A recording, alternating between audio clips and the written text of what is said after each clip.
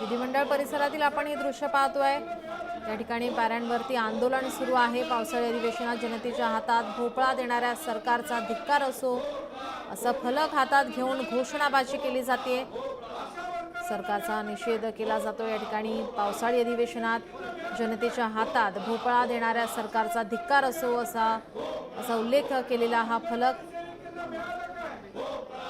हातामध्ये भोपळा घेऊन घोषणाबाजी करण्यात येते।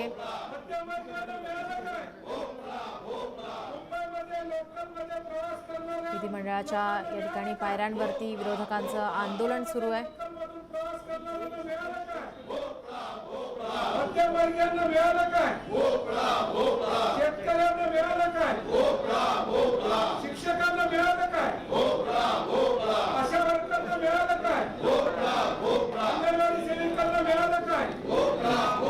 गिरणी कामगारांना मिळालं काय? डॉक्टरांना मिळालं काय? आमदारांना मिळालं काय?